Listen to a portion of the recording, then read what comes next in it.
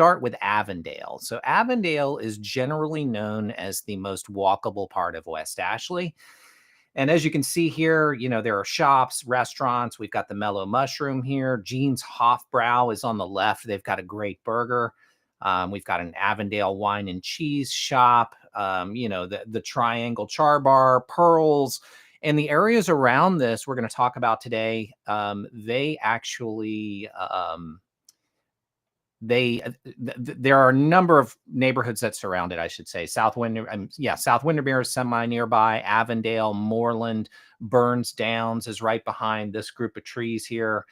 And, generally the area is super close to town, and the real estate prices there have really experienced pretty massive growth. And with that said, I think really the biggest question is, does Avondale, which is that area here, does it have competition? So are there other walkable areas in Charleston? I mentioned that there are, multiple restaurants there, and there's something new coming to town. So with that said, I'm going to give you a little preview here.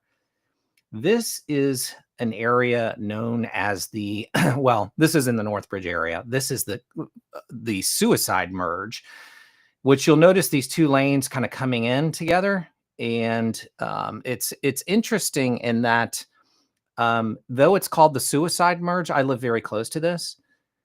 I've never seen an accident happen. And again, if you look, like when traffic is speeding along here, it can be a little dicey. So if you're coming from downtown Charleston toward the North Bridge, it's a good idea to stay in the right-hand lane. That way you're going to be safe. But again, it's been pretty safe for the most part as of now. And let's just talk a little bit about what this is going to look like, because I think there are some good things coming to the West Ashley area for sure. So let's kind of look at it here. Again, this is Avondale.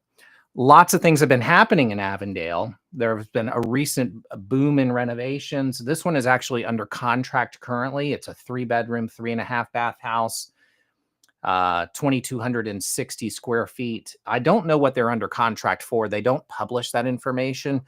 But they were asking $1,550,000, which I have to be careful when I'm showcasing properties like this, because I don't want to make any comments that might have any, repercussions or trample on any other agents' relationships. But wow, $1,550,000. It's the area has just gone up significantly. There is a pool. It's very nicely done. I actually drove by this house this morning. But yes, does Avondale have competition? I would say yes. So let's talk a little bit about the Sumar Street project, again, known as the Suicide Merge. The city, the project is, this is a 33-acre site. It's that whole kind of triangle there you see. In fact, let's take a closer look at it here. Yeah, so this is the Sumar Street project. The old Piggly Wiggly used to be where that vacant lot is right there in the kind of bottom right. And the Publix is this building that's coming up kind of in the center, and they're actually going to be relocating this Publix back toward the back side of this shopping center. But again, this is 33 acres, and they have some significant plans. In fact, if you're familiar with Fresh Fields on Johns Island, I've heard that it's going to have a Fresh Fields vibe. And this part of town, I joke a lot about, hey, if you need tires or a transmission, come to West Ashley. This is Sam Rittenberg Boulevard there that's on the right-hand side. And, it's just older. And that's what happened in Charleston is, things just got old. I mean, they were developed years ago. This was the path of easiest, least resistance. And the area just it's organic. And I guess every town needs a place to go get a transmission or a brake job. That's totally fine. But this is going to be a pretty major upgrade to the West Ashley area. So I'm excited about it. It's taken, I think, 7 years to plan. And yeah, let's just take kind of a quick look at the layout here, and we'll see if I can get this going here. Yeah, there we go. Yeah, so West Ashley, this is downtown. This is James Island. This is the area this is Avondale here. So it's very close into town. Here's this area here. Again, this is Avondale. Very walkable, 5 minutes to town or less. Here's where the Sumar Street project is. This is, if we zoom out, this is really the center of town. And me being a real estate agent, I live right here. And me being a real estate agent, it is super convenient to live right here because first off, there are no traffic bottlenecks. You know, there are multiple ways to get in and get out. If I want to go downtown, I can come this way. Many times I jump on I-26 right here and I'm off to Somerville or Daniel Island or Mount Pleasant or North Charleston. So this part of town is ripe, in my opinion. So I think, yes, Avondale does in fact have some competition on the way. Closer look at the project. And you know, interestingly, I mentioned that I'd never heard of anybody getting in a wreck right here, and there is a place in Nordic. Oh gosh, what is it called? I don't want to take too much time here, but I think I should be able to answer this question. I was talking to my buddy Joe. He actually filled me in. Yes, this is called Preekstolen, which is a place somewhere, you know, in northern or eastern Europe.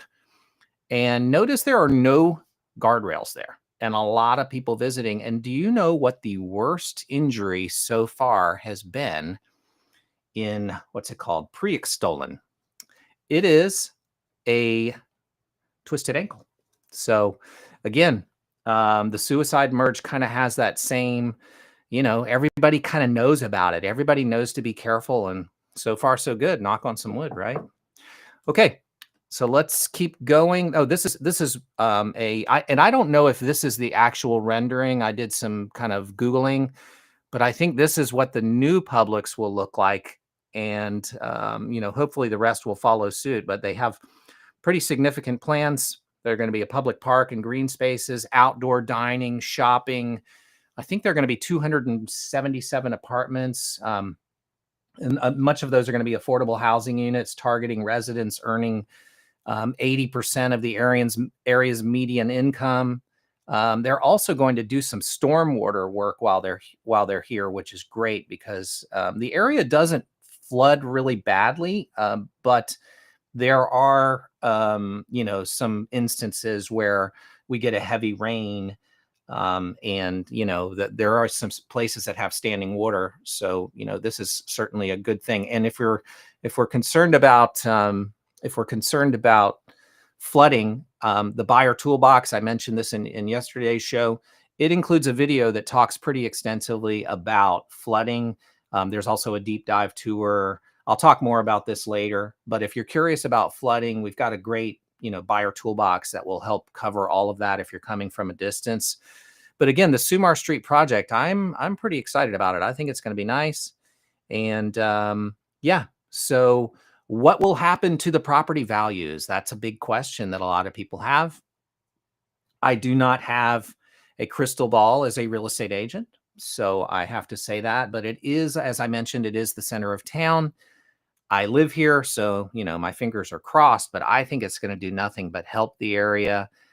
The area really doesn't need the help. I mean, it's already very, very desirable, but I think it's just going to make the livability just that much more friendly and exciting and engaging with the community. And I think the project, I was there this morning. I shot that footage this morning, and the construction fence is already going up. So, you know, they're already taking down over the past year or so, they've been kind of getting rid of the tenants over there so they can do all this work. And it is happening. So it's cool. All right, let's jump into yesterday's sales. Notes from the hot sheet. What I did is I just looked at this part of town. So this area that we're talking about, this is West Ashley.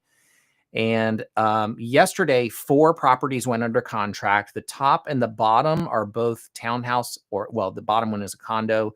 The top one is a townhouse. Windermere is really close to town. As I mentioned, it's probably about a 10-minute walk from the Avondale area. Montclair, from what I understand, is a little bit of a fixer-upper. I spoke with the owner about before it went on the market. I am not the listing agent, but I spoke with the owner, and he said, it'll probably need $100,000. This is over by the JCC, the Jewish Community Center. It went under contract pretty quickly. And then this one on Campbell, it is in Burns Downs, and these are not large houses. They're very nice, very convenient. And, that kind of brings up a good point. So as Charleston continues to mushroom out, the areas that are in the center just become more and more valuable. I've seen it happen over and over. And this is all within the past five days. So 4 properties went under contract. There were there were a few more here. Actually, there were 7. I'm sorry, I have that slide wrong. 7 properties went under contract in the last 5 days. And then here are some closings. 13 closed in the last 5 days in this area. So, a 675, 520, that might need a little bit of work. This is a little further out on Highway 17. Looks like Brockington was a fixer-upper.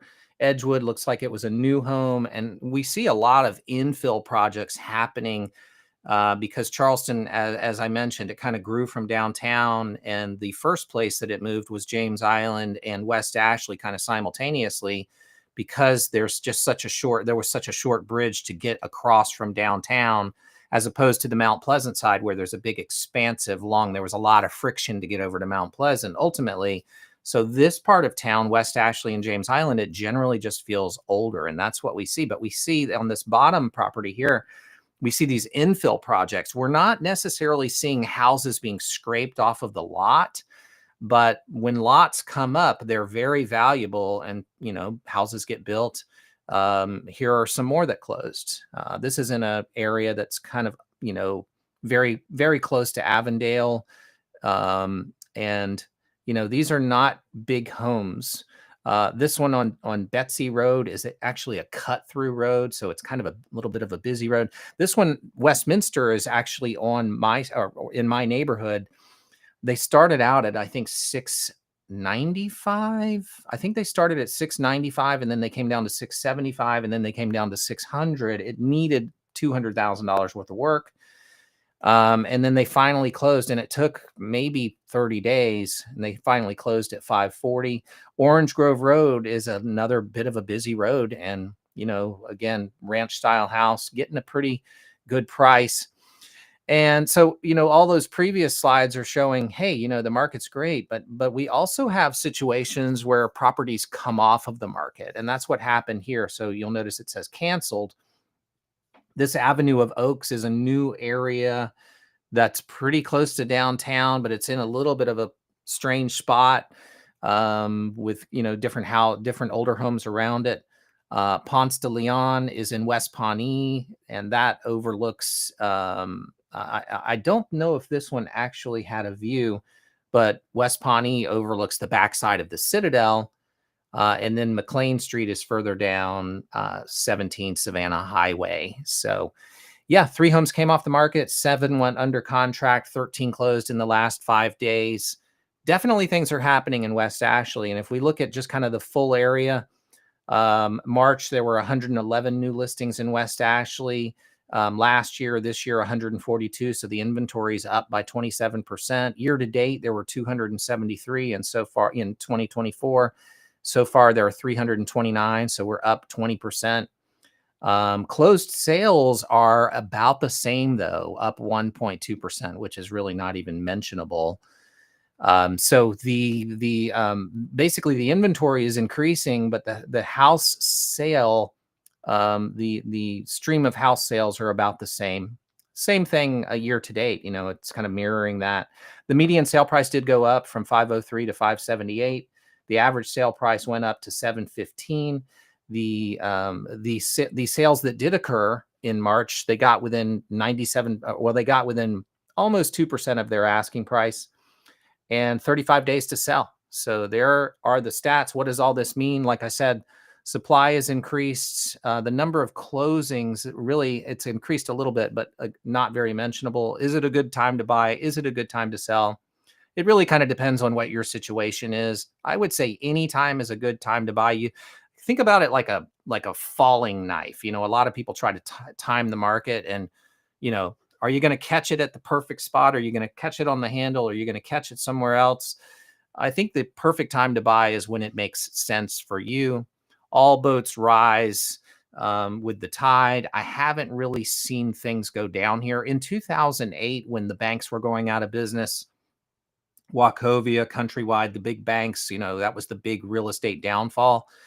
The states that had the worst, the worst effect was what we call the sand states. So the sand states are places like Nevada, Arizona, Florida. And at that time in 2008, you could buy 2-for-1 condos. Charleston during that time did really well. It really didn't suffer much at all. A lot of people decided not to sell, but we may have seen a little bit of a dip in value, but not by much at all. So yeah, anyway, the stats here, I like to pull out kind of the supply and demand. If we look at March, the bottom line, or second to the bottom line, 78 people trying to sell, 47 succeeding. If we look at this column on the far right, I pulled this out. Anything that's less than 6 here clearly indicates that it is a seller's market. And you can see all these numbers are much less than 6. So there we go. Thank you so much for tuning in. Don't forget the buyer toolbox. I mentioned it before. If you're out of town watching this and you're seeing it on YouTube, there is a link in the description, but it includes a flooding video. It includes a deep dive video. It's a 2-hour video that I made of Charleston. It's not on YouTube. You'll see all of the areas. We've got Elizabeth's How to Buy a Home video. And then I have these driving tours that I created that will help you get familiar with Charleston. So you'll just use your mobile phone and there is a list of stops there for each area, and it pops up your Apple Maps or Google Maps. There are some photos of each stop, some commentary from me, some audio commentary. So it's kind of like I'm in the car with you, and it's designed to help you enjoy Charleston. So take a look at the buyer toolbox, scan the code. And if you would like to talk Charleston at any time, or if you are a homeowner here and want me to do a deep dive on your home's value specifically, I'm happy to do so. Just reach out to me at my website. It's my name, natwallen.com. And thank you so much for tuning in. And I hope you have a wonderful day. Bye.